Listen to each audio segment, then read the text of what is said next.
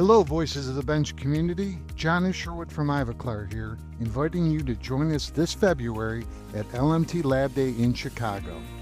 Over the 3-day show, we're excited to be offering 16 different lecture programs for you to choose from. Simply log on to labday.com/Ivoclar, that's labday.com/Ivoclar, to check out our lineup and register for these amazing courses. Looking forward to seeing you in the Windy City this February. You know, Barb, when it comes to Lab Day, I love hanging out with you and our podcast friends in the Ivoclar Ballroom, but I was thinking, I really don't get down to the exhibition halls anymore, do you? You know what, Elvis? Not as much as I used to. Yeah, sometimes I try to sneak down there during the breakdown just to say hi to the few vendor friends that I have, but that's about it. Well, isn't that nice of you? Maybe I should make it down there this year. At the very least, I can grab some cool swag. I don't know. Doesn't it feel like giveaways have dropped in quality over the years? Maybe a little. Although, I did get a legit orange hydro flask from Follow Me last year. You know, the hyperDENT guys? Definitely not a cheapo. That's right. They raffle those off for their milling roadmap activity. It's kind of like a mini scavenger hunt. Yes, so full disclosure, I didn't actually participate, but I've got friends in low places. Of course you do, Barb. Well, normally you have to collect stamps from a few of their partner booths to qualify, but honestly, they're probably booths that you're visiting anyways, especially if you're shopping for milling equipment. Yeah, but you might as well get some cool stuff for doing something that you're already planning on doing, right? Exactly. This year, their featured partners are Axsys, Imagine, DOF, and Roland. So you gotta stop there, plus another few. I've actually heard that they're switching up the grand prize. Oh yeah? Yeah, they used to do cash, which is everybody's favorite. But this year they found a super cool Honda electric scooter and slapped their logo on the side of it. And it folds up like a goddamn suitcase. It's like Iron Man. It's awesome. Jordan showed me pictures of it while we were in Vegas. What? Of course you got the inside view. All right, that just might be the ultimate door prize. Right? We're already walking the floor, collecting swag. This just happens to have wheels and can carry around a human adult. Oh my God, you've convinced me. I'm going to participate this year properly. You should, as long as we're not recording, but it's easy, and it actually sounds fun. The hyperDENT booth is E27 in the East Hall. Grab your game board there first, and it's got a map to navigate to all their partner booths, and then you just collect the stamps. Nice, guys. Sounds like a plan. I'm in. Oh my God, what have I done? I hope it comes with a helmet for your sake. Yeah, thanks.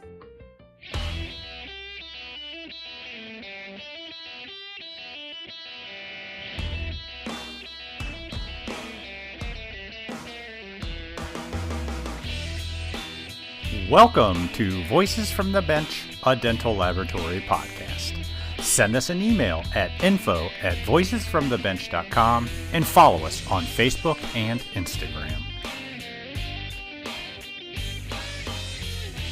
Greetings and welcome to episode 411 of Voices from the Bench. My name is Elvis.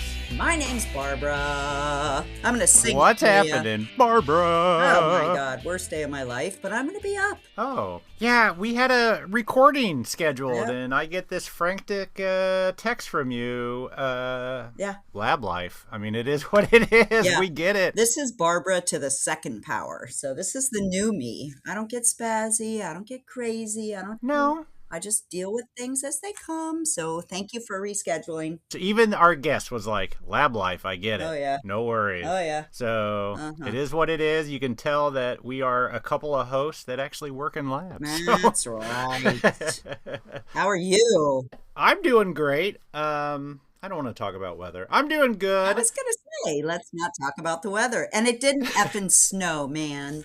I tried. Oh, that's I right. waited. That's right. My boyfriend looked at me like I was an idiot every time I went outside, and I was just like, all right, Barb out. Sorry. Well, the nice thing is, in about 2 weeks, you can enjoy all the snow you can handle. Yay! Because the countdown continues to Chicago 2026. Yes! With the debut of Barb as the chair of the Cal Lab Association. So excited. I can't even tell you how excited. Are you worried? Are you freaked out a little bit? Or are you just so hyped? I'm watching Simon Sinek and all these people that speak. Yeah. I'm reading books. I'm going to an awesome counselor that's like one of those leadership counselors. Oh, yeah. Oh, wow. No pressure. You are kicking it up a notch. All the stars are aligning so that I don't, whatever. I'm only going to say positive things. I'm excited. So, yeah. Oh, yeah. There's nothing but positive things that come out of Cal Lab every year. So it's all kicking off Thursday, February 19th. The podcast will be recording at their cocktail event, which is happening from 4 to 6:30. You have to be a Cal Lab member to come to this amazing event and to see us at the cocktail event. Yeah. So what do you have to do? cal-lab.org. Get all the details. It's really not that expensive for one of the best meetings. And I love the fact that we're announcing it on podcast also, because we can have more people that don't know about Cal Lab see the amazingness of it. So that's a new word. Amazingness. And then the amazingness continues on Friday right after Cal Lab, because we're set up in the Ivoclar ballroom again for third, fourth year, I don't remember. That's right across from the registration desk at Lab Day at the Hyatt. Yes. We love this setup. We love being with Ivoclar in the ballroom, and we're going to be there Friday afternoon and then all day on Saturday. So, just saying, if you can find us there, and I know you can, we might just be at the big bar. Won't be recording, so you can tell Elvis that, you love him and he's amazing. Well, you can say that while I'm recording, too. I'm not going to stop you. I mean... Moving on. Okay. So this week, we meet a dental technician in London that has set himself up a really nice digital-only lab called BiteRight. Michael Joseph got into the industry as a delivery driver, like so many people do, but Michael did it on a scooter, which is a little different. Is that crazy or what? Fascinated by what they were doing in the lab, Michael got himself a job in the model room and eventually got into school to learn the craft. After working in sales for a few different companies, Michael missed that lab life like we all do. Heck yeah. I fell for it. Except for today. Yeah, except for today. And opened his own lab.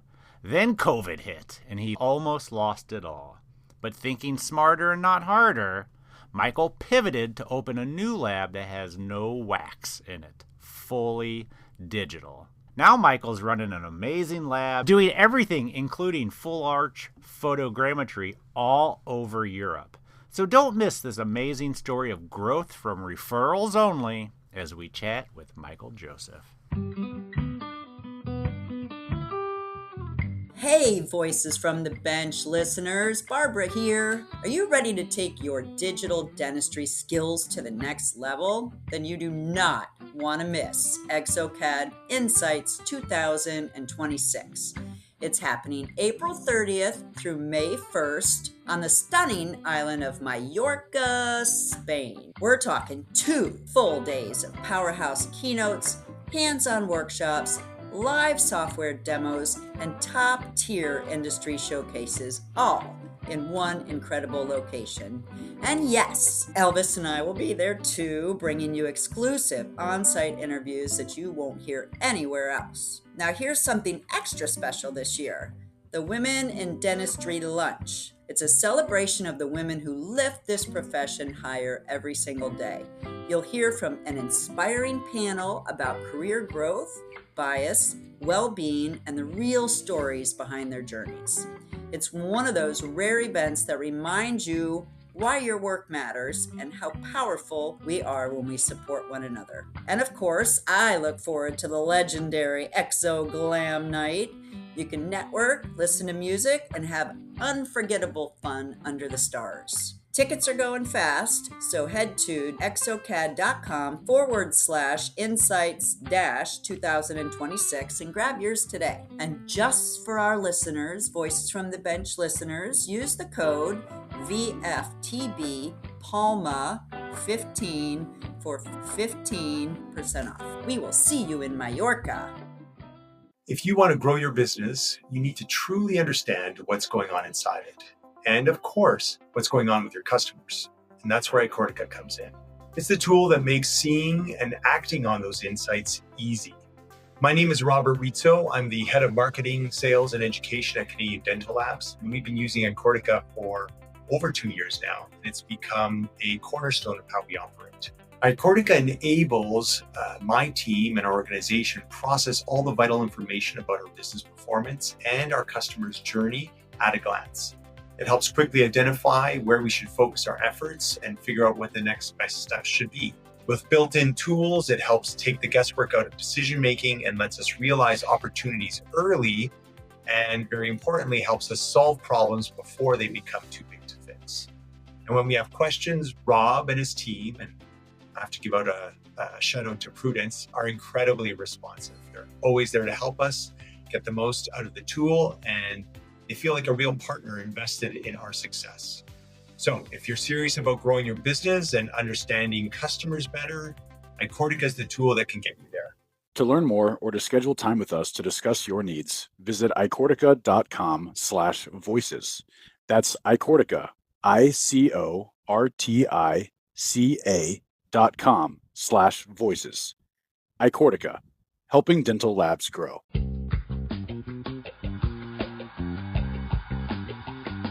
Starting the year off right in the dental lab isn't just about goals. It's about results. This is when dental businesses really start asking the real questions. Is it our workflow delivering predictable productivity and profitability? Because unpredictability is expensive, when production slows down, remakes can pile up, and ROI takes a hit. What we've learned is that constant output is what drives real financial performance and profitability. Predictable productivity starts with reliable technology. When your milling solutions perform the same way day after day, you gain control. Control over timelines, materials, labor, and ultimately, your bottom line. That's why we rely on Roland's DGA's DG-shaped milling solutions. They deliver consistent accuracy, minimal downtime, and automation that you can actually count on. Our DWX53DC doesn't just mill, it keeps production steady and ROI measurable. And guys, real ROI is not about shortcuts. It's about fewer remakes, less waste, and the confidence that every job will be delivered on time. Backed by decades of Japanese engineering, DG-shaped mills are built for predictable performance that you can trust. When this equipment works this reliable, profitability stops being a guess. You know what your systems can produce, and you can plan your growth with confidence. And everyone out there listening, if you want to see predictable productivity and real ROI in action, join the Roland DGA team at LMT's Lab Day Chicago next week. Visit Roland DGA's DG-shaped milling solutions at Lab Day Chicago, booth I-20, and see how consistency drives profitability. Crafted with Japanese precision, trusted by dental professionals worldwide. For more information, visit rolanddental.com.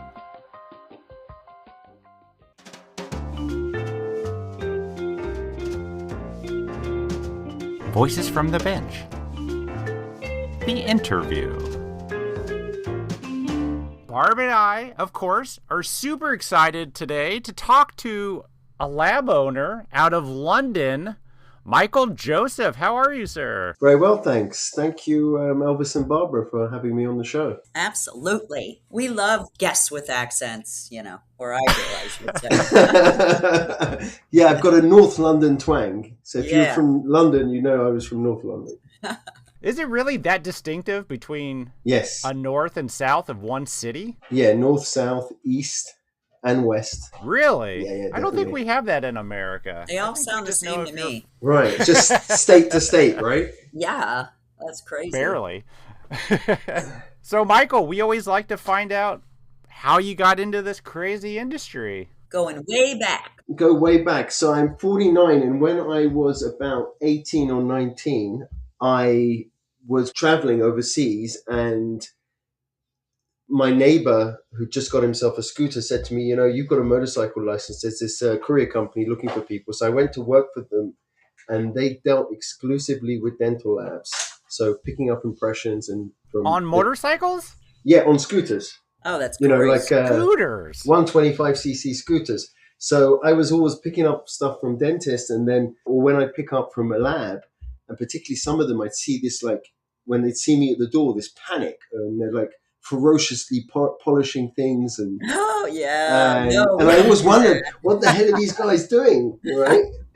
Where the hell have you been, and how quick can you get this over there? Go. They used to say that to me. Could you get there really fast? Could you go there directly? And I would always be like, sure, but it was a very small city I worked in. What do you think they had, like body parts you needed delivered or something? Well, what I was watching them doing was polishing, with brushes, like ceramic. And I was wondering, what are they doing?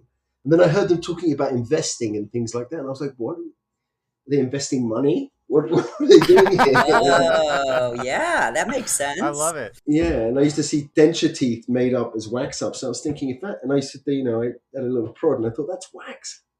How's that going to work in the mouth? And, so all these questions came up, and there was one guy who was particularly friendly, a one-man lab who I used to pick up and deliver to. And then I started to spend a little bit of time there with him and understand what the laboratory was doing, what they were actually doing in the lab, what the hell a dental lab was. Huh. And then I subsequently came back to the UK. And in those days, there was no internet. So there was the London Evening Standard where jobs were advertised. And I just mentioned to my dad I wouldn't mind doing this. And he saw an advert, trainee dental laboratory technician, wanted, no experience. So like that he didn't even ask me. He just called them up. And then when I got home from work one day, he said, I'm taking you to this lab tomorrow. They're looking for a trainee. So how cool. So your dad got you the job? Thanks, Dad. And yeah, he was very instrumental in all these kind of things. And he was a kind of very motivated, go-getter type person. He was an osteopath. And then, so I went down there and I started casting models. And then my brother was going to Manchester University to study accountancy or finance. And in those days, you used to get a prospectus book that everyone left in the toilet because it was something to read, all the different courses.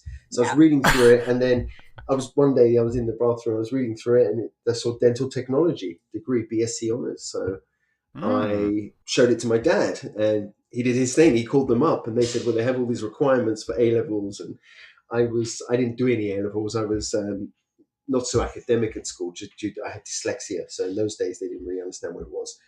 So I found it hard to study and stuff. So when he called up the university and they said, well, they've got all these requirements, and then he sort of put the phone, he said, hold on a minute. He said, look, let's just get an interview there. So he convinced them to have an interview with me, and I went up there and I showed them that I'd been working in a lab or whatever, and they were like, okay, we'll let you on the course as long as you can pass the... All right, so before we get into the interview in the school, you first started in a lab with the only experience of picking stuff up and hanging out a little bit. What'd you think when you finally got in there and had to do the actual work? Well, I was really excited, but then when I looked at the volume of the amount of, work boxes there were in the morning there, because it was we had the national health here. So it was like, at the time, the government were paying for all dentistry. So it was, there was like 150 boxes to be cast. And they gave me one to do. And I spent the whole day asking and being shown how to do it, and it was it was unusable, and I was thinking, how am I going to do hundreds of these a day? But I thought you liked that stressful part. That's how we roll. Yeah, I do. Well, that's what I learned. So yeah, I got into it, and there were two other girls there working there who were very experienced, and as time went on, they left, and they didn't replace them, and I just kind of picked up the slack, and I was doing 100 trays a day. Wow. So it's 100 sectional models, 100 solids. And in those days, there was no Pindex machine. So you wrapped up the impression in carding wax and marked where the pins went in with inlay wax, poured like 50 of them, and then went round with the pins before it went off, trying to get them all in the right places. You did them in batches of 50? Maybe not 50, I don't know, 20 at a time. Yeah, I know, but still. That's pretty impressive. You must be quite fast, honestly. Yeah, I got very quick at it. Yeah. And they, in those days, in that kind of lab, there was no like measuring water and plaster. It was just like you got the sort of consistency you wanted, and that was it. Wow. So how long were you there before you discovered the school? About 10 months. Oh, really? So you put some time in pouring Yeah, marbles. yeah, I did a lot of it, to the point where my mum had to buy a separate washing machine because it destroyed one. All the bits of Shut up. stone That's attached to my hilarious. clothes every day. So they had a separate washing machine in the garage to wash my lab clothes. Your parents are very supportive of you in this career choice. Yeah, they wanted to get rid of me. They wanted to get me working. Do you need to have a degree in the UK? We've talked to a lot of folks in the UK to make more money, or do you need to have a degree to be in the lab? Like, how does that, what's the difference? Well, actually, you can nowadays see. Back then, the dental technicians weren't registered with the General Dental Council. That came in much later. So at that point, you didn't need to be qualified or anything. Okay. So you could just learn on the job. But the traditional thing that people did was go on what they called a day release course. So when I started at that lab, I started in October, and they were like, the course doesn't start till the next September. So I was working and waiting to be enrolled in that. And then you worked in the lab 4 days a week, and you went 1 day a week to college to gain what they called a BTEC, which is like a qualification, the equivalent of I guess in your high school diploma type thing, just a bit better than that.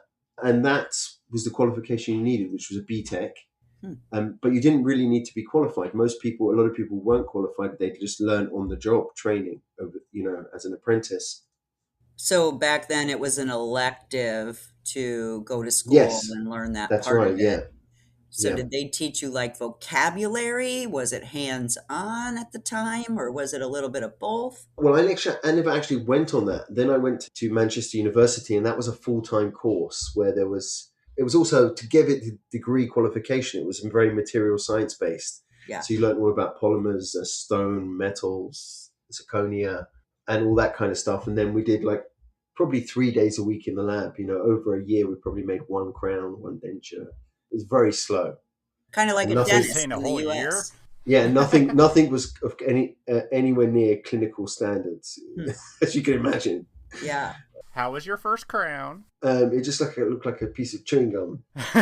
And my first gold crown was, you can imagine, it just looked like a lump of something gold color. Yeah. We call them chiclets here. Yeah. So, and that's how I got into this. And then it goes further. Then I qualified. I did the degree, and then I registered as a dental technician. By that time, registration had come in with the General Dental Council, so I registered. I think it was around that time or a bit later.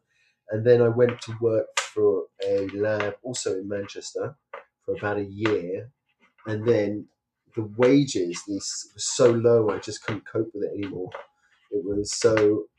Again, I phoned up my dad, and he said, well, I've just seen in the Evening Standard again an advert for a salesperson to sell what at the time I didn't know it was oroscopic loops to dentists. So I took this maternity position. One of the salespeople was going on maternity leave, and then they didn't come back, and I ended up being quite successful there in sales. And then I moved to another company, which was actually Sirona, selling CEREC.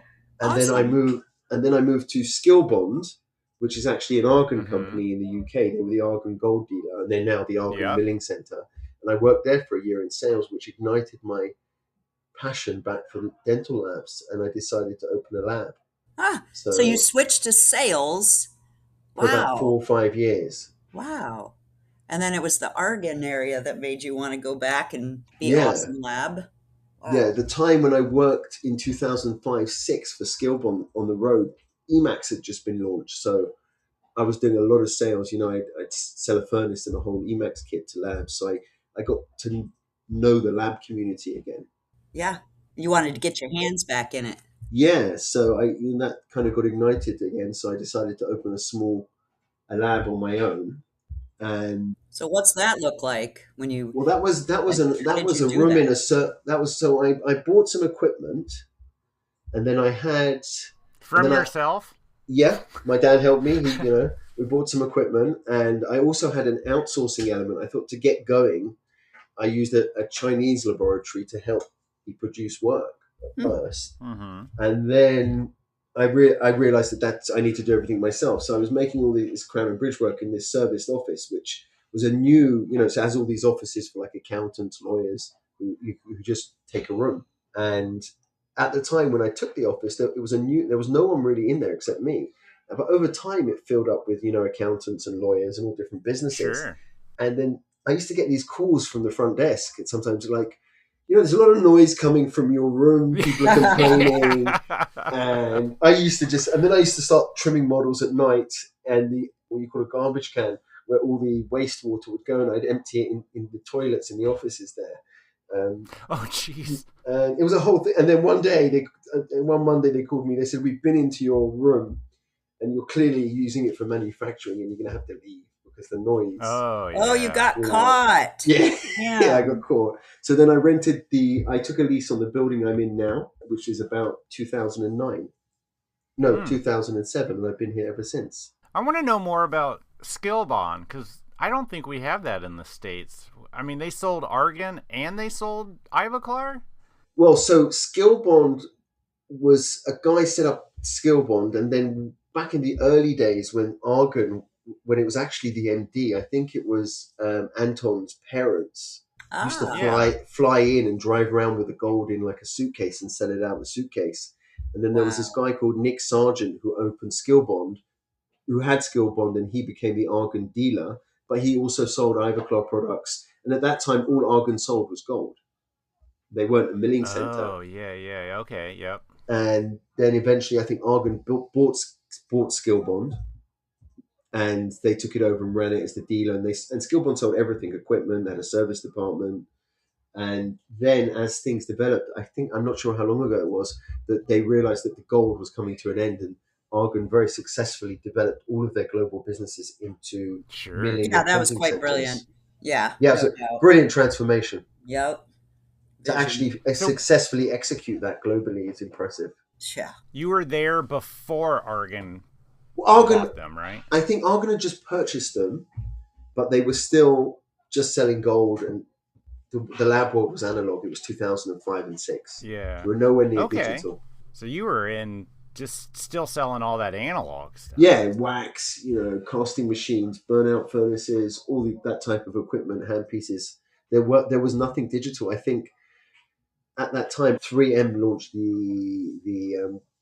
their first scanner, and they started to open the milling centers. The 3M scanner. What was that stupid thing called? Yeah, massive thing. Yeah. They got out of dental. What was the product called? I've forgotten what the product was called. I can't remember. There's a zirconia product. It was called Lava. That's right. Lava. Oh, yeah. Lava. Yeah. I remember so, when you could only get copings, opaque copings. Yeah. Yeah. What was your territory? Because here in the United States, territories are states. What do you have, countries over there? So obviously we've got Northern Ireland, Scotland, Wales, and England, but it's divided into. I was southeast, which is the best because that encompasses London.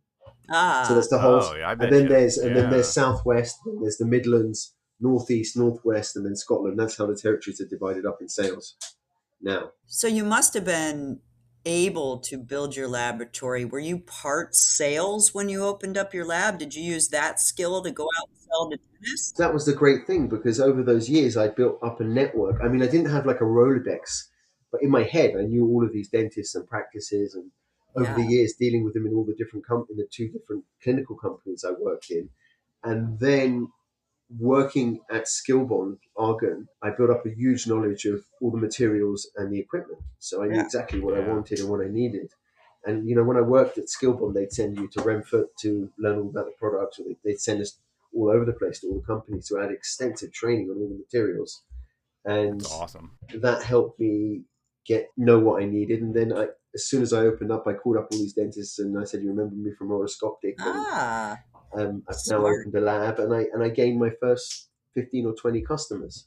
And so did you do all the work yourself that first year? Yeah. Like I said, I used to get like Chinese labs to make me copings and stuff, but I realized very, very early on this is going to be a nightmare. So I dropped that, and then I rented this building, and I designed like a fuel laboratory, and I kitted out with custom-made benching, and there was just me and nobody in it. So then I hired first assistant, so I had more, to answer the phone and stuff. And then I very quickly built a team, and we just bought more and more equipment, and that grew. And I had a lot of trainees doing that. Remember I told you about that way of studying where you do 4 days in the lab. So I had quite a few girls, and they picked up, pressing. They'd each have 4 or 5 to press and finish every day, Emacs. And bonded work. I had a metal technician downstairs that I found, and then there was someone called Alex, a French guy who came in, who was a great ceramist, and he really helped me get organized, as much as you could get organized in an analog lab. And then it went from there, and then I'll fast forward to COVID, and then COVID came, and that destroyed me. The lab. I lost a lot of staff who went back to, because we had a lot of EU's people, and then just pre-COVID was Brexit. So we had those two things to deal with in the UK. So I came back and I had no staff, and I was running around trying to find people, and obviously quality wasn't great because of that. And I lost even more, to the point where I thought, this is the end. And I was talking to my partner, and I'd become very disillusioned with the industry and everything. And I got divorced as well. All those 3 things in one go. Yeah, that's nice. Wow. And then my new partner, I was telling her how there was a shortage of glycerine suppositories in Europe, and I was working out a way of getting them manufactured in India. And then I just was doing this, and she said to me, "You know what? You're really good. You know what you're doing in that. You know nothing about this. Why don't you just look at a different approach?" And then I just thought, right, what have I got to do? And I remember pacing around the lab, looking at everything. I thought, well, I could put a milling machine here and a printer there. And then I said, right, let's move the remainder out of the lab. A friend of mine down the road he's got a bridging loans company, had a spare office. So I said, look, can I move into you for a couple of months? And I decided to gut the lab, every light fitting, every piece of everything, the benching. We removed all of it and started again and designed a fully digital laboratory. Wow. That took a lot of guts, coming back from reducing everything to rebuilding. Yeah. So probably at that time I was down to about 15% of the customer base. Wow. That I built in the previous. How did you get that? Just a partner saying it's time to think different. I mean, what really motivated you to? Like Barb said, that's huge. Yeah, because then I thought to myself, you know what, I'm good at this and I know what I'm doing. And I learned very quickly trying to go into pharmaceuticals. I know nothing. And I wasn't getting anywhere. I didn't actually go into it that deep. And then, me and her spoke, and we worked out a way of getting the capital to do this, because to redo the lab was, huge amount of money, buying all the equipment. Yeah, it ain't cheap. Yeah. Well, I probably spent about, I don't know, 750,000. Oh, easily. Holy moly, yeah. Because it was different. It was like having a proper networking with a good switch, proper. And I always, in my previous lab, I always never had the compressor thing sorted out. It was always like, I had like one of those like hobby compressors, because you didn't really need compressed air. It was just for the air guns. Yep. Right. There was nothing. But now you need it. Now I need it. So I got a compressed air company to come in and assess the place, and have a proper compressor system with, pipe compressed air on a tested system and networks. And I bought a Roland milling machine and, copies of ExoCAD, a Sega printers, and I decided that I'm not going to have a piece of wax in the lab. And I still don't. I haven't got any wax here. So what made you go with ExoCAD? Because before that, I was already getting digital scans, but another friend of mine who had a little lab where he was digital, I just send him the scans, and then he'd send me the files, and we'd have them printed by Skill Bond or milled. So I kind of spoke to him, and he said, well, actually, I knew it was going to be ExoCAD, but I also bought a 3-shape system as well. But very quickly, 8 months into it, we never used it, so I just got rid of it, and now I just don't get on with 3-shape. Yeah, there's no ExoCAD. Yeah. I think 85, probably 90% of the labs in the UK are ExoCAD. Yeah, we've heard that. My biggest gripe with 3-shape is, why can't we make a viewer? Why do we have to have all this software? Why do you know what I mean? The easiest thing to say. Yeah, it's a great point. I mean, I use my ExoCAD viewer all the time just for looking at things real quick. Right, and also even to download scans, to get an inbox, you need a dongle and quite a sophisticated piece of software where all the other networks like Itero, Dexis, you can just download it from the website. Mm-hmm. Yeah. Those are my two big gripes with them, and that it crashes a lot. Yeah. Well, So there's been a few memes about that. so ExoCAD is definitely the choice that's for the cool. lab. So you put $800,000 upwards in equipment, revamping, regutting your whole entire laboratory. When you were at a low, you said 15% of your clients still had. You had to have a vision once you did this to rebuild your client base. So did you just relaunch your marketing as an all digital laboratory? How did you Yeah, handle I it? did. There's a guy here who does a lot of marketing that I knew that's very successful on the clinical end. So I kind of contracted him, and he said, well, you've got to get an Instagram page and start making videos, Oh, educational videos, give them something. So if you look at my Instagram, I do a lot of that and be very active. And then getting a proper CRM in with automation connected to everything. So there's all these marketing emails that went out. And then as I went along, I got a referral of one particular dentist. And from him, I did loads of work for him. He was really happy. And he probably referred me to another 50 other people. wow. Nice. And then I realized that after spending £2,000 a month on Instagram ads, which you get nothing from, I don't know how it is in the UK. In America, it's very, very, in the US, you're very different. People, I think dentists and general population are more receptive to sales than they are in the UK. And here, as I've discovered, the best place to get new customers is peer referrals. Huh. Yeah. And latterly now I'm trying to speak more at different events because that's how you get kudos with the dentist in the UK. Peer referrals. So I don't do any advertising apart from my Instagram, which my partner that makes Yeah. all the reels for me. She handles that. We definitely try for peer referrals, but But we are more sales for sure. yeah, I just don't think dentists here talk as much with each other, maybe? I don't know. Maybe they do. At this point now, 24 months later, that is a constant source of new business. And also teaching, exposure, going to as many of events as I can, and study clubs and meeting people, and having a chance to put my ideas about digital workflow, especially in the full arch area, because that's something I focus on, photogrammetry. When you get Oh, referrals, Elvis just went ding, ding, ding. no, yeah, we'll get there. Photogrammetry. When you get referrals from the doctors, do you offer them something in return That's what I for was that going to referral? ask. Yes. No, I'm just really nice to them. I'm very appreciative. They don't kind of want that. He's like, and I do get a lot of that business that way now.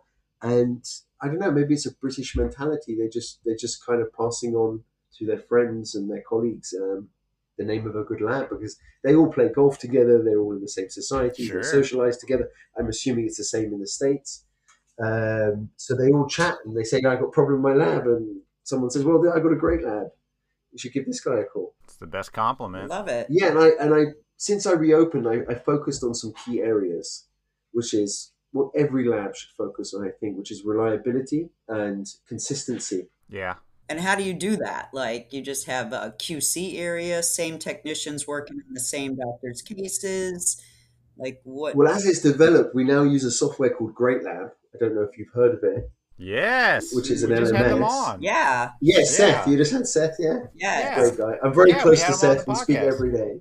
So I love it. So what initially happened was when I set up the lab, I was using LabTrack, and I Yep. realized that this is ancient. All of these softwares that are available at the moment were designed for analog labs, and they've been kind of jigged to cope with a digital laboratory. And what I learned is that an analog lab is admin light, writing invoices, booking cases in, and a digital laboratory is admin heavy, meaning file management, organization. And I was actually contacted a pal of mine who's a developer and said, look, we're going to make some LMS. There's a huge market here for this.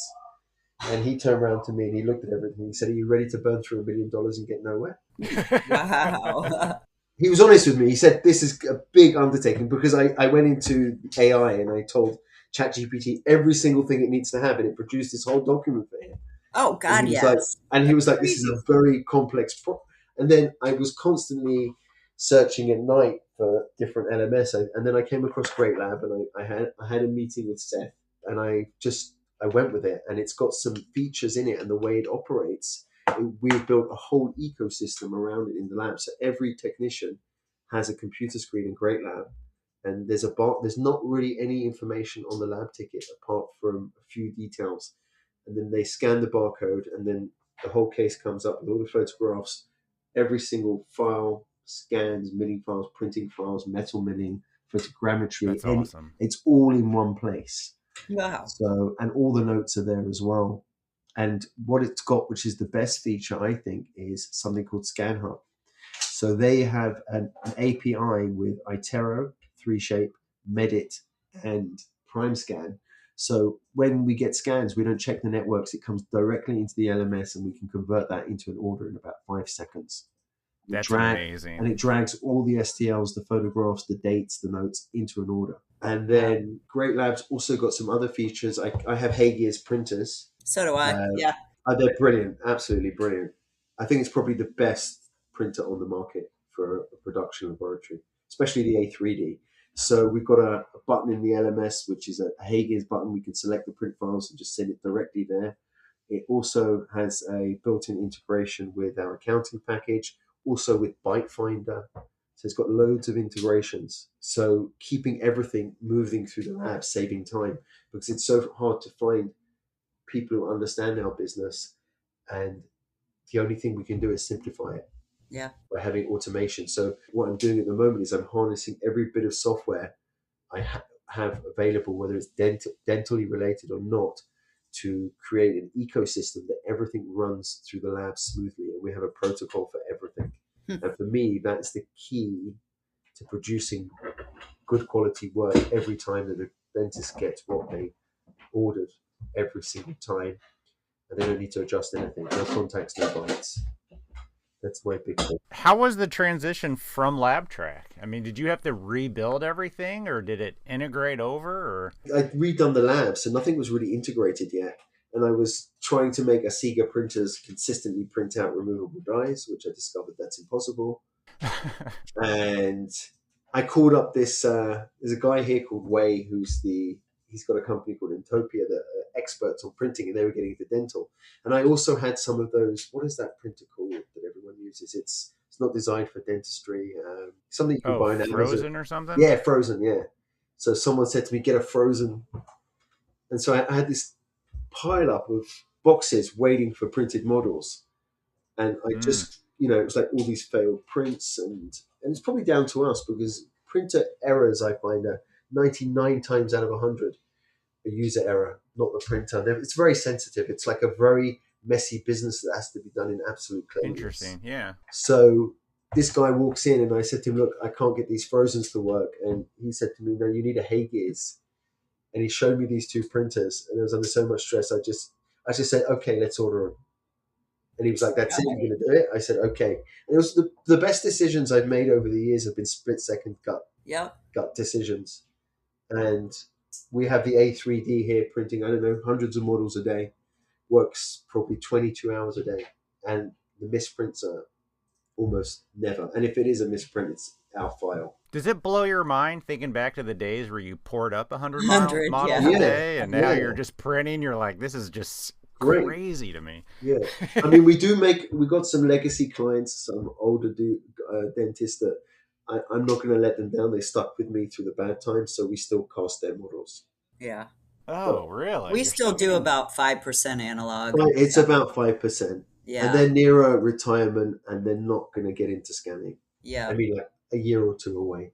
In their 60s. Yeah, we do the same thing. We have a small model crew, and you've got to take care of the people that have taken care of you. So I totally agree. Exactly. But that's a very, very small area in the lab, small model room, and you're the backup, right? Yeah, I can always cast the models.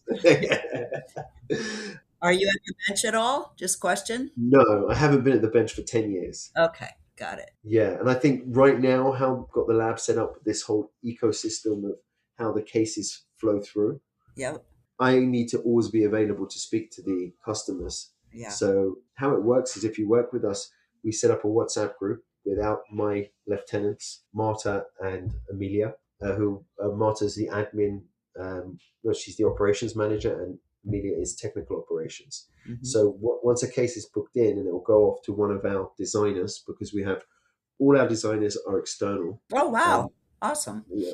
And we have a portal to send them work, which also I built, which connects to the LMS as well, because you can get lost in WeTransfers. Yeah. How did you find these remote designers? Because I had one in-house, and I realized that They're a pain in because the ass. Just kidding. because Just because, kidding. Tired of because looking at you. their expectations are beyond what the business model says. So they are few and far, there's not many on the ground that actually can do the job. Yeah. So when you find someone, they sort of want a salary that means 30% of your Yeah. 30% of what you're going to bill the client is just in the design, and that just doesn't work.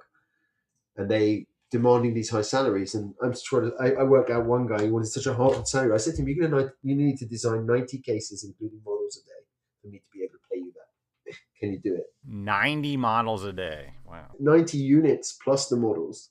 Design the model, geez. because otherwise your salary just doesn't work. Yeah. And when I put that to them, they don't really want to know, because they think they'll get it somewhere else. And maybe they do. Good luck to them. So I then started to find designers all over the place, anywhere from, from Romania, France, the Netherlands, South America, cool. all over England. So I've got a network of about 8 designers. And Amelia, she actually inspects all the designs, and her job is to communicate with all the designers. Then we send every dentist gets a viewer for everything, and they have to approve it. Which I find everything. So everything. Every I dentist love that. approves their own designs before you go to mill. Yeah. Wow. And then some of them, because we work with a lot of prosthodontists, a lot of people that are, Anal? they've done that. Yeah, they've done that. They've done that higher quality, the equivalent if they went to Michigan or Harvard to do that postgraduate course, where they actually become quite good because they do a lot of lab work. Yeah. So they understand what they want. Yep. So those kind of guys will go back and forward maybe a couple of times with the design. So when they get it, you know exactly what they're getting. I think that's a huge benefit. I find I'm a ceramist, I'm at the bench. We're sending a lot more photos of designs than we ever have. A lot of clinicians, even not at that level, they just want to see it. They want to be a part of it now. Yeah. And I think that's going more that way, and it's a good direction to go in, because we always, in the old days of Anna, we always talk about pay lip service to that communication word, when really we never talked to anyone. Right. We just did whatever we thought was right, but you could never get hold of anyone. There with a patient, I'll call you back, and the date gets closer and closer and closer. So in the end, you've got to do something, right? You've got to make a decision. Yep. So now with WhatsApp, in fact, to the point where the phone hardly ever rings in the lab. Yeah. Because if they do need something collected, sometimes it's something that needs collecting, not an impression or an impression. We've got a link that goes directly to the LMS and then straight to the driver's software to tell him he needs that. It's all integrated. You don't jump on your scooter and go get it? I have done in the past. Yeah. I was thinking of that, Elvis. You and I are on the same page today, buddy. Wow. Yeah. That's awesome. Yeah, and then there's lots of other things we've done. You remember, like, if a patient needs to come to the shade for a lab. So you have this conversation where the patient's standing in front of the desk, front office in the dental office, with one phone in one hand talking to us, then speaking to the patient, and then trying to work out the appointment they should come to the lab.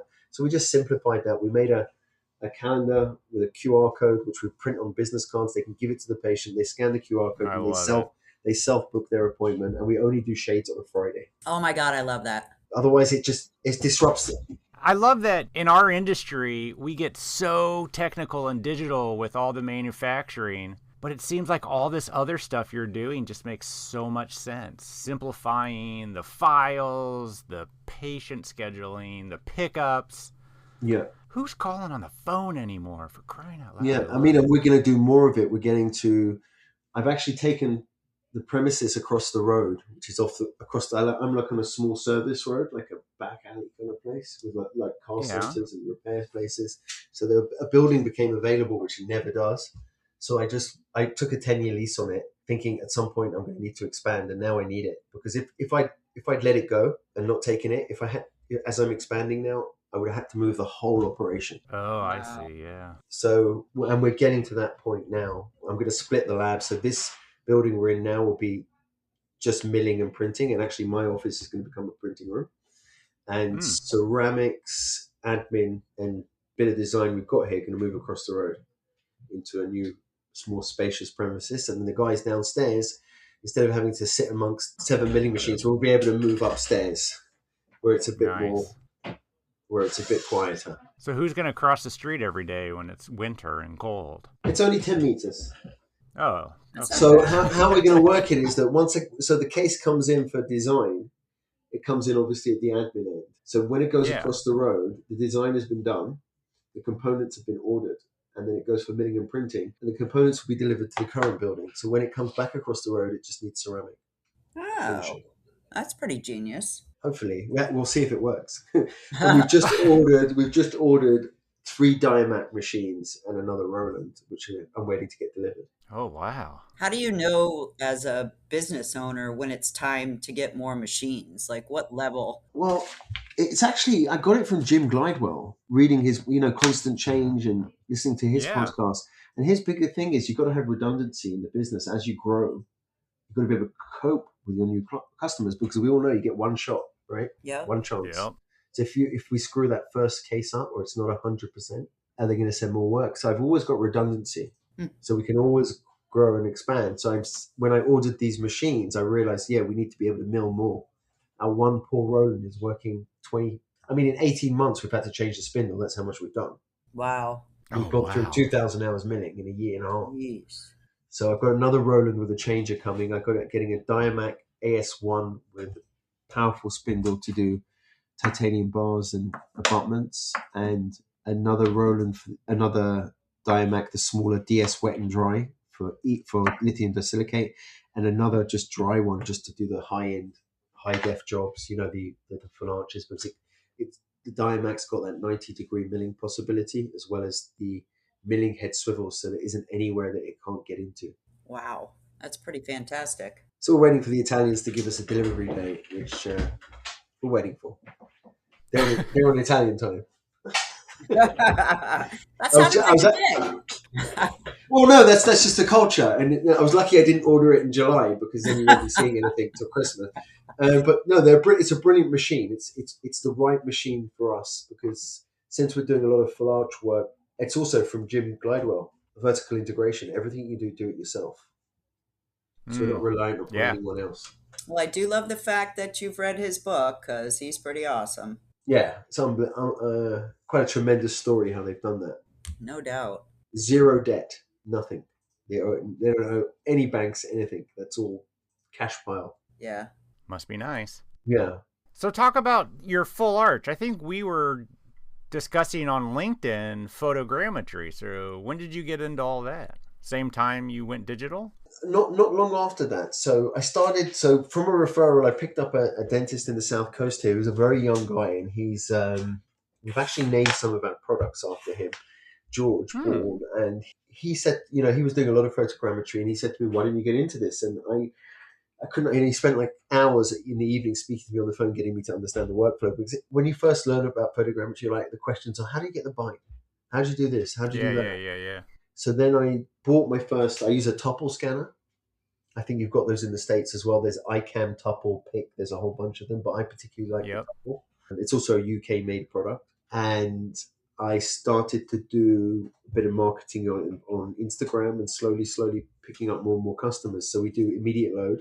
So we provide same-day service pretty much anywhere in the country. You get a bridge by 5 p.m. with rows and screws. Anywhere in the country? Wow. Pretty much. Not up to about Manchester. How the hell do you pull that off? I mean, right. So if, let's say, 2 weeks before, we asked them to send us a wax up with whatever's in, whether there's a few wobbly standing teeth, whether there's a denture. Yep. So they send us all of that information. We do a wax up, set the OBD, we get that right. Yep. Then on the day of surgery, let's say you're doing a full upper, they place a marker screw in the upper.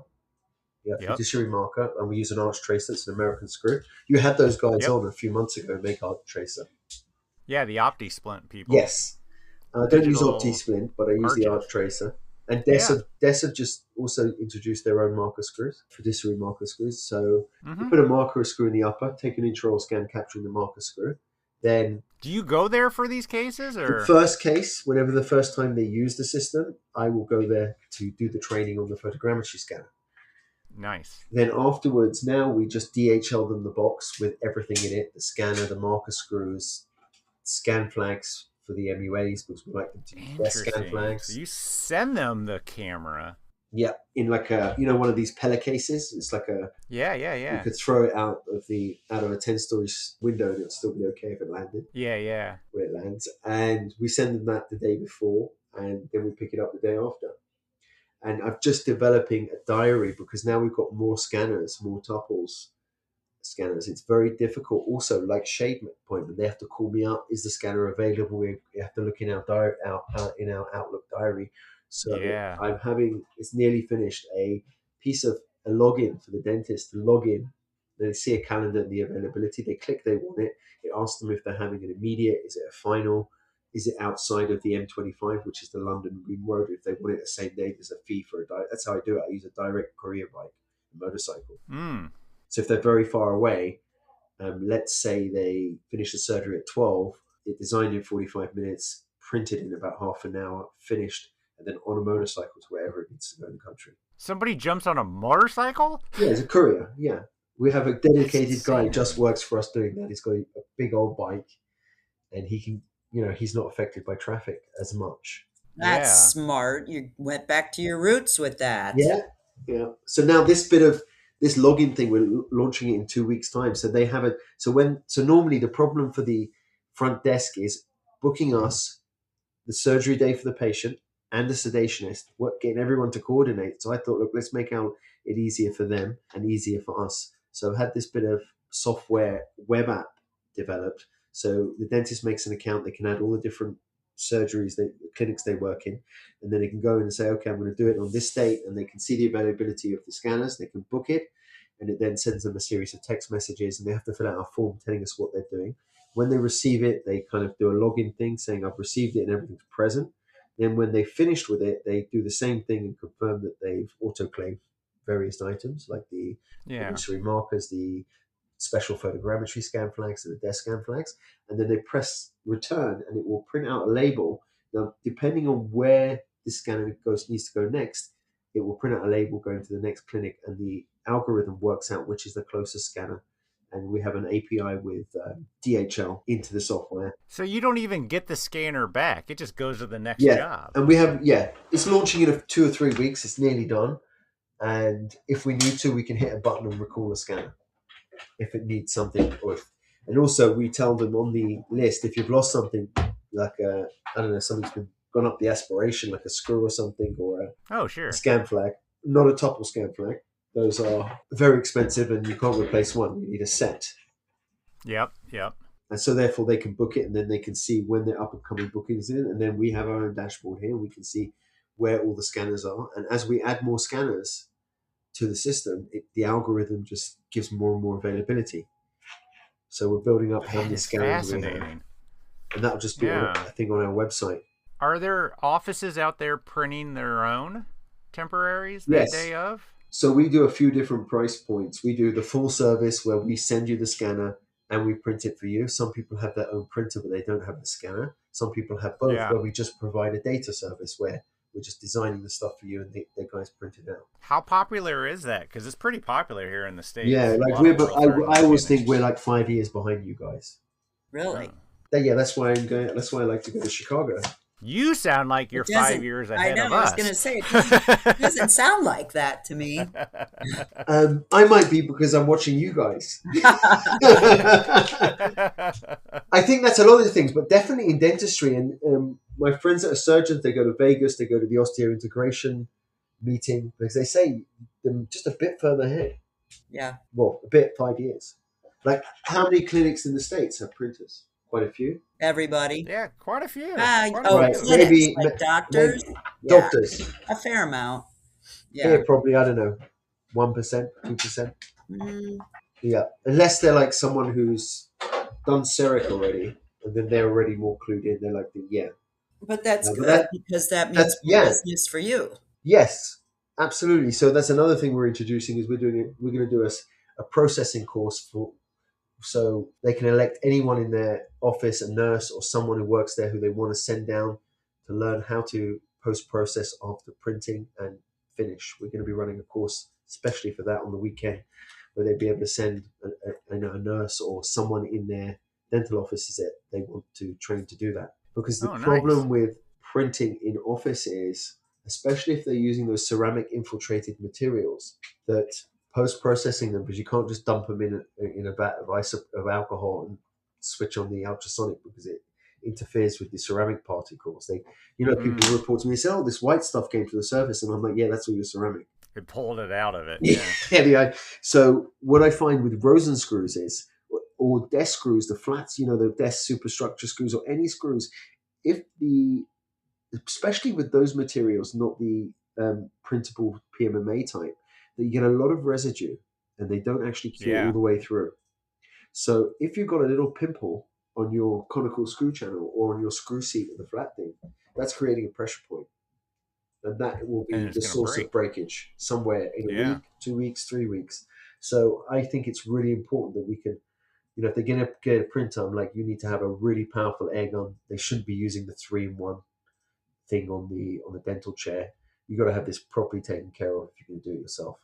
Yeah, and even though the offices will print it themselves and it breaks, they'll still blame you. Mm-hmm. So now when we say, and that's another thing. It's more about passive. I think more than looking for materials that are X amount of megapascal strong, I think it more comes down to passivity, connector thickness, and screw seat integrity. Obviously, you've got to get your bites right and your dynamics right. Oh, of course. As best you can in a full arch case. If those things are respected, then you won't get breakage, even if you're using PMMA. It's like printing, it's user error. So those are the things that we're very strict on. If we're doing an FP1, it's going to be really thick at the back. Yeah. And you can tell the patient in the final that they'll thin out. But it's got to be like that so it doesn't break. Yeah. If they need a cantilever on the temporary, we're not going to put it there. We're going to go to the 5s. We'll add that in the final when we've got the bar. No, and that's the biggest thing we run into, those patients complaining, I don't have any back teeth. You will. Right? We'll get you there. Because otherwise it just breaks off. But I think, it's something I'm really hot on is protocol. Is in the lab, both you guys know what it's like. So you got this 3-unit bridge you've milled out. It's got to go. It needs to be sintered tonight and finished. It's got to go. It's got to get there on time. Yep. So the milling guys bring it upstairs when they're cutting it out in the morning and the evening and show me a chip in it at the margin. Now, the stress of the business and the pressure tells me, that'll be okay. Yeah. But what I've learned over the years, and in order to operate at the standard we're operating here, is that's got to go in the bin. And we have to build another one. Because the road to hell is paved with good enough. Yep. Yeah. That's for sure. That's what I talk about. It's one of the toughest calls to make. Yeah. Last minute. Can it? Should it? Will it? And they hate me because if I get 20 boxes here to check, 10 are going back, minor stuff. Contact this, clean models. So what we send to our customers is a beautifully presented product in a nice box, clean models, well-fitting restoration that they're not going to have to adjust. That's my big thing. No adjustments. Yeah. Are you still getting referrals? I'm assuming so. Yeah. Yeah. Yeah, it's all the time. It's a constant thing. And now I've some dentists I work with, they run a course teaching dentists who want to move up a level, into doing better restorations and really understanding what you're doing with emergence profile. And then I kind of got involved with them making the models for the course and the hands-on. And now I'm getting more and more involved to the point now they're like, well, the next one you need to give a talk, not just sit there as part of the discussion. Even though they really make the point of including me, and then someone else invited me to speak, and then another study club. I want to do more and more of that. Are there a lot of study clubs in the London area? There's loads of them, yeah. Dentists, there's dentists and technicians alike. There's a lot of study clubs. People are keen to learn. Yeah, how do you get invited to them? Just working with your clients? Yes. Yeah, so they'll say to me, I'm a member of this study club and I think the members will like you to speak. One I went to recently where I spoke was in we have these old gentlemen's clubs in the UK. Yeah. Yeah. So I guess they don't mean the same as gentlemen's clubs. No. So it's like Did they come with happy endings? No. No, I don't think so. I don't think not these kind of places. I mean, some of them are so backward that women can't even be members today in 2026. Wow. So they were for your sort of lords and ladies who lived in London, the money people. They had they had these clubs they went to after work and socialized. So That's their cool. meeting is actually in one of these clubs. So I pick up the dentist on the way there, and he says to me, I said to him, "You're smart. You're in a suit." He said, "Yeah, you need a suit. You can't go to this place without a suit and tie. They won't let you in." So I had to quickly run home and get one, and they serve like a silver service meal, and then afterwards you give a talk. So it was very, very nice. You had to have a suit and tie? Yeah, you can't walk in the building without one. Yeah, I don't want to go to Wow. those places. You have to wear a jacket and tie. He said they've loosened it on ties a little bit. So I had to quickly go home and get changed and find, because I live in kind of two places at the moment, because my partner, she lives obviously with her 3 children, and I've got a boy. So when so half my stuff, I still spend time in my apartment. Or you call it an apartment, we call it a flat. And so I was nearer my flat when I picked this dentist up, and I was like, I don't have anything there. So I went and I found some weird looking jacket and some funny little shoes and a tie and a shirt. I looked really strange, but I didn't let it affect my talk. It didn't let it affect my self-image at that moment. Yeah, just tell them you're doing it to get in the door. Yeah. And that generates business. And I have a QR code I give people to scan. Yep. And then they enter their email and name and phone number, and they get emailed all of my stuff. And then as they click on things on the email, I get messages, so I know who's looking at stuff. Yeah, that's fantastically that's cool. smart. Yeah. Yeah. Love it. And most of these doctors, are they already digital, or are you introducing them? Most of them are. But I do, and it's like there is a set of prosthodontists, people who've done the prosthodontics course, they're on the specialist register, and they're reaching the twilight years of their career, and they are the biggest opponents to digital. And they, at every point, they want to rubbish it and say, "Oh, it's not accurate, it's not this." And I just tell them the same thing. Especially younger people in a different point of their career, I said, if you don't get into it, you're getting left behind.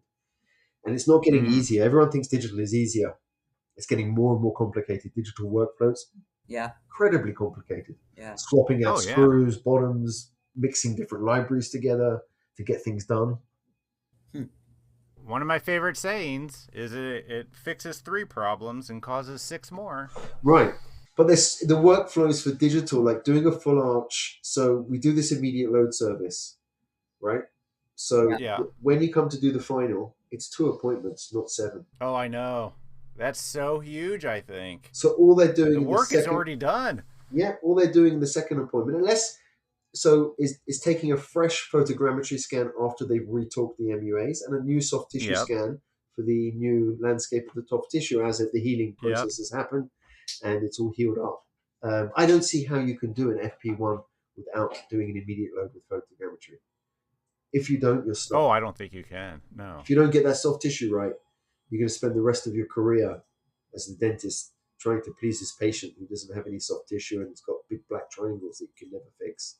Yeah, 100%. Yeah. So I think for that, it's critical. And also any full arch work and even even a 3-unit bridge, I'd put MUAs on it and do photogrammetry if you can.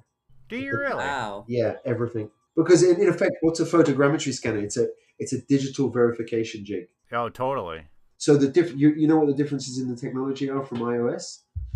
So iOS scanners stitch images together one relative to the other, and hard surfaces that works very well. Yep. But soft tissue, it finds it difficult, so you get cross arch distortion in those areas.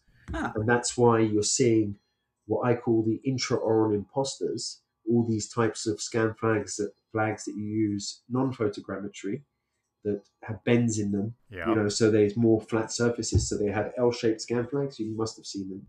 ScanLab, IO Connect, all of those things. Yeah. But the issue I see with them is that they are still stitching images together. So it's going to be more accurate than your ordinary intraoral scan with MUA scan flags, but it's going to be 40 to 50 microns in accuracy. But when you come to photogrammetry, you are measuring the implant positions relative to each other. It's taking a highly accurate photograph of those positions. So you guaranteed passivity, 6 microns. It's amazing. And you take out the human error of iOS scanning. Yeah. And also you save loads of appointments. And also none of it's reproducible in analog.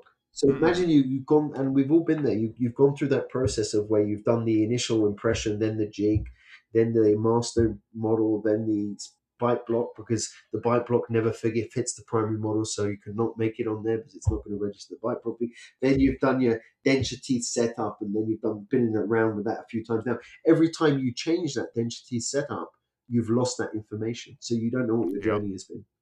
Then you cast a frame, if you remember that, weld it, section it, all of that business, apply ceramic to it, and on the last foam, when you glaze it, it cracks. All of that stuff we used to have to deal with. And now, and it's happened, did a photogrammetry final for someone, older guy, professor, cycles to work every day, got knocked off his bike, landed on his face, smashed the zirconia, and the bar was exposed. Went to the dentist, and he said, you know what?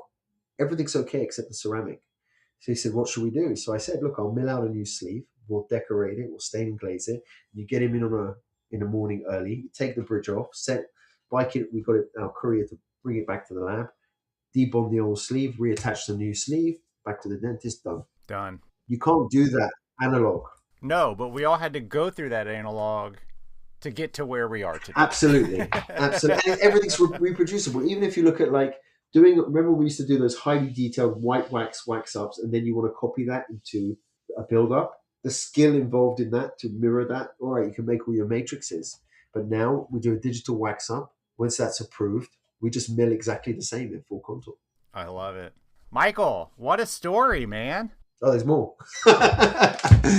Now I'm just become so infused with dentistry. It's all I think about. To the extent that my partner is she makes Instagram videos about it. I'm sitting at home and she's like, she's gone to bed and she's like, I'm sitting on the sofa. So she comes downstairs. She's wondering what I'm looking at. And she pulls my phone around and it's like a milling machine or something. Yeah, I get it. Dental porn.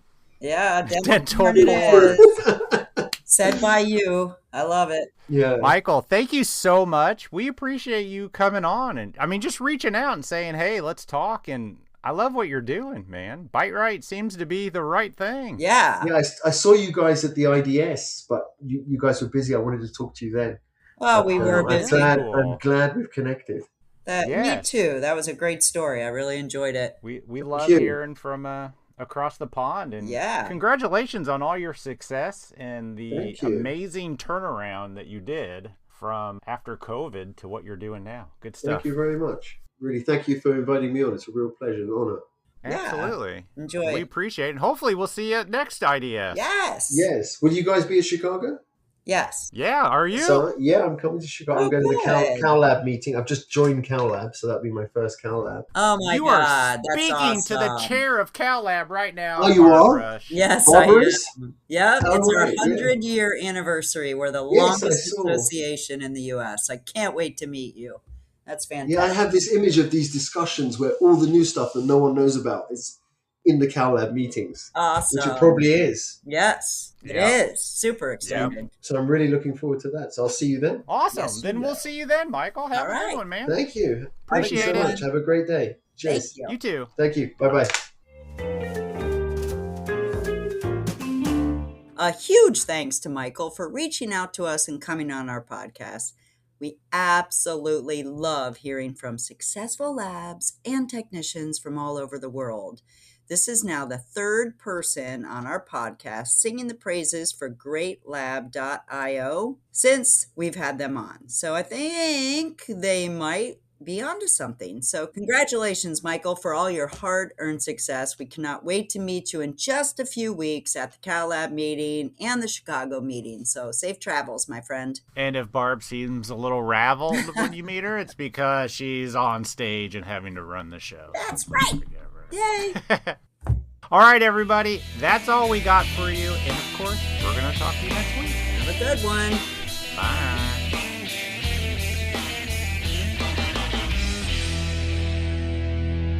Green eggs and ham, Sam. I am. Oh, sorry. Woo. Okay, here we go.